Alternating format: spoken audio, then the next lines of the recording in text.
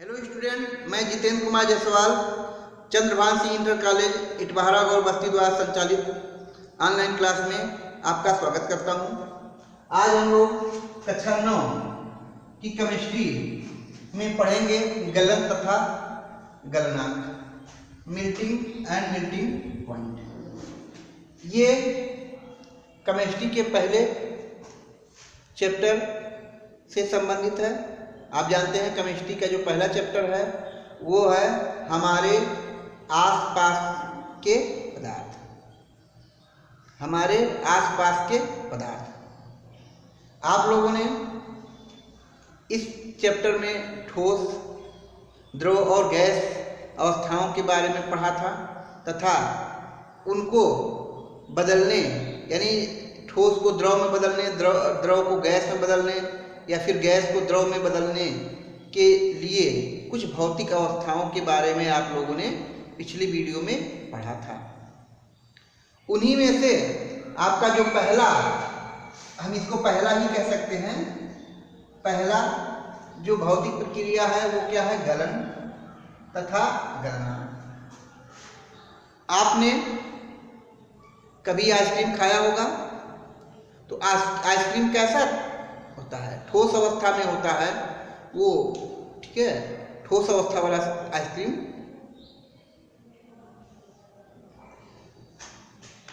ये हम लोग पहला शुरू करते हैं गलन तथा गलनांक।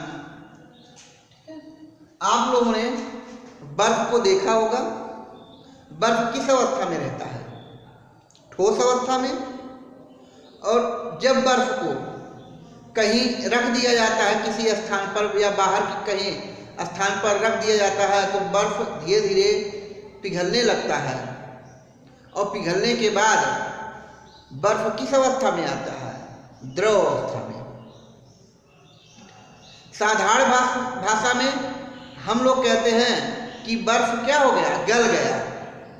बर्फ क्या हो गया? गल गया। तो साइंस की भाषा में इसको कहते हैं गलन। यह एक भौतिक प्रक्रिया है।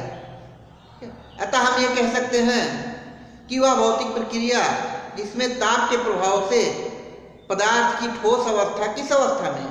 द्रव अवस्था में परिवर्तित हो जाती है, गलन कहलाती है। तो देख लेते हैं वह भौतिक प्रक्रिया जिसमें ताप के प्रभाव से किसी पदार्थ का ठोस अवस्था से द्रव अवस्था में परिवर्तन होता है, गलन कहलाता है। ठीक है, यानी बर्फ, ये आपका हो गया, क्या हो गया? बर्फ। और किसमें चेंज हो गया? द्रव में। ठीक है, यानी हम कह सकते हैं जल में। किसमें चेंज हो गया? जल में। और किसके प्रभाव से? ताप के प्रभाव से। तो ये प्रक्रिया क्या होगी? गलन। यह प्रक्रिया क्या होगी? गलन। अब जैसे कोई ठोस पदार्थ है तो हर ठोस पदार्थ को हम बाहर रख के उसको नहीं पिघला सकते हैं। प्रत्येक ठोस पदार्थ को पिघलाने के लिए एक निश्चित ताप की आवश्यकता होती है। ऐसा नहीं है जैसे हमने क्या कर दिया, बर्फ को हमने क्या किया, बर्फ को रख दिया बाहर तो क्या बन गया? जल बन गया। ऐसा नहीं कि हम लोहे को भी, लोहा क्या है? लोहा ठोस है। लोहा क्या है? ठोस है। और उसको हमने क्या कर दिया? बाहर रख दिया तो वो द्रव बन गया। नहीं, ऐसा नहीं। आपको बता दें कि बर्फ से जल में बनाने के लिए अलग ताप की आवश्यकता होती है, जबकि लोहे को द्रव में बदलने के लिए अलग ताप की आवश्यकता होगी। यानी हम कह सकते हैं कि हर एक ठोस को द्रव में बदलने के लिए एक अलग ताप की आवश्यकता होती है और उस ताप को कहते हैं गलनांक। यानी जिस ताप पर कोई पदार्थ पिघलना शुरू हो जाता है या गलना शुरू हो जाता है, ठीक है, तो जब वो गलना शुरू हो जाएगा तो उस ताप को क्या बोलेंगे? गलनांक। तो हम कह सकते हैं कि वह निश्चित ताप जिस पर कोई ठोस एक वायुमंडलीय दाब पर द्रव अवस्था में परिवर्तित होता है उस पदार्थ का गलनांक कहते हैं। यानी उस पदार्थ का गलनांक कहलाता है। फिर से एक बात देख लीजिए, वह निश्चित ताप जिस पर कोई ठोस एक वायुमंडलीय दाब पर द्रव अवस्था में परिवर्तित हो जाता है उस पदार्थ का गलनांक कहलाता है। ठीक है, जैसे हमने कह दिया कि मान लीजिए हमने कह दिया मोम, क्या है? मोम।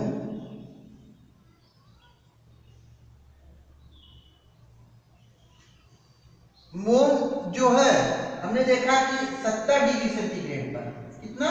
मान लिया 70 डिग्री सेंटीग्रेड पर वो क्या हो गया? पिघल गया। यानी मोम कैसा था? ठोस था। और कैसा हो गया? द्रव हो गया। तो अगर द्रव हो गया तो हम कहेंगे कि मोम का जो गलनांक होगा कितना होगा? 70 डिग्री सेंटीग्रेड होगा। ठीक है, अब हम ये देख लेते हैं कि कैसे ठोस द्रव जो है वो द्रव में परिवर्तित होते हैं।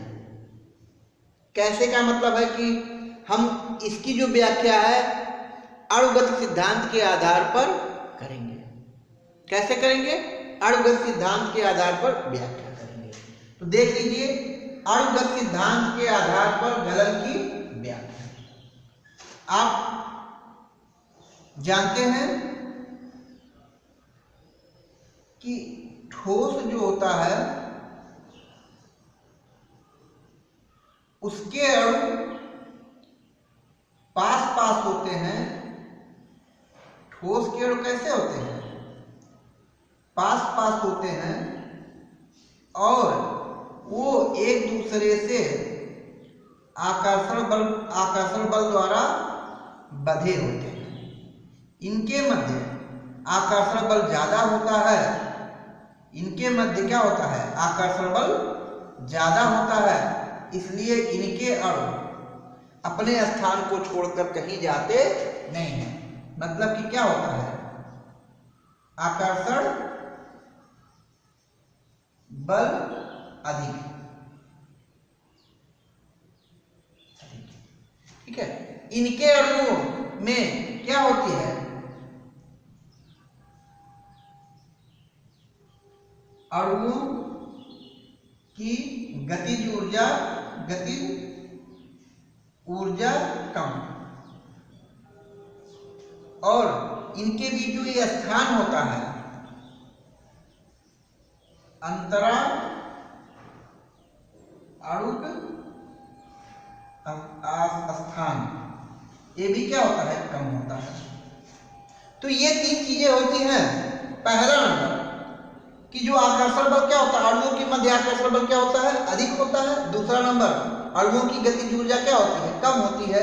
और तीसरा नंबर जो होता है अंतराल का स्थान भी क्या होता है? कम होता है। जब इनको ताप दिया जाता है, जब इनको क्या किया गया? गर्म किया गया। यानी इनको क्या किया गया? गर्म किया गया। तो गर्म करने के बाद ये जो है चेंज हो जाएंगे किसमें? द्रव में। तो गर्म करने से क्या प्रभाव पड़ता है कि गर्म जब करेंगे तो इनके अणुओं की ऊर्जा बढ़ जाएगी। ऊर्जा बढ़ जाएगी और ऊर्जा बढ़ जाने से ये जो बॉन्ड है वो बॉन्ड धीरे धीरे टूटने लगेंगे। और जब टूटना शुरू हो जाएंगे, ये जो अणु थे वो कैसे बदलेंगे? एक दूसरे से नियमित रूप से बंधे हुए थे। अब वो धीरे धीरे वो बॉन्ड टूटता चला जाता है और उसके अणु अब स्वतंत्र होना शुरू हो जाते हैं। ऐसे में क्या हो जाएगा? ये क्या हो जाएगा? द्रव। क्या हो जाएगा? द्रव। तो द्रव का अब द्रव में क्या हो जाएगा?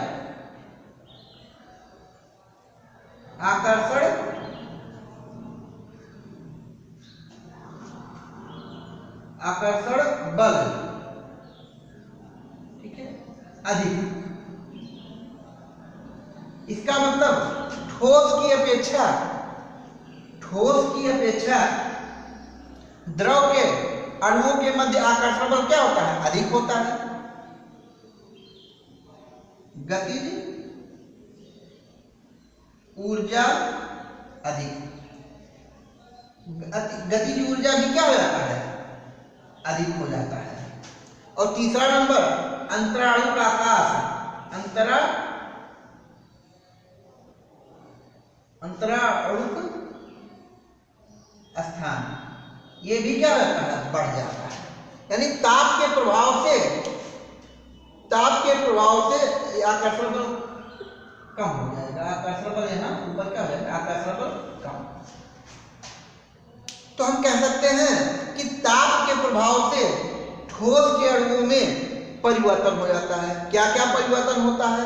पहला नंबर कि आकर्षण बल जो ठोस में अधिक था, अब वो आकर्षण बल क्या हो जाता है? ताप के प्रभाव से आकर्षण बल क्या हो जाता है? कम हो जाता है। दूसरा अगर हम बात करते हैं, इसमें क्या था? अणुओं की गतिज ऊर्जा कम थी और इसके अणुओं की गतिज ऊर्जा क्या हो जाती है? बढ़ जाती है। तीसरा नंबर हम देखते हैं कि अंतराणु का आकाश क्या था? इसमें कम था, इसमें ठीक है अंतराणु का आकाश अधिक हो जाता है। तो हम कह सकते हैं कि ऐसे में ताप के प्रभाव से ठोस कैसा क्या हो गया? गल गया। किस रूप में हो गया? द्रव के रूप में। तो हम कह सकते हैं कि जब हम किसी ठोस को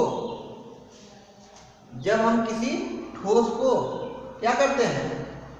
ताप प्रदान करते हैं, तो ताप प्रदान करने से ठोस के अणुओं के मध्य आकर्षण बल कम हो जाता है, ठीक है, गतिज ऊर्जा बढ़ जाती है और अंतराणु का आकाश भी बढ़ जाता है, जिससे ठोस क्या हो जाता है? द्रव अवस्था में परिवर्तित हो जाता है। तो आशा करते हैं कि ये वीडियो आपको समझ में आया होगा। इसका आप अच्छे से नोट्स बनाएंगे और इसको याद रखेंगे। धन्यवाद।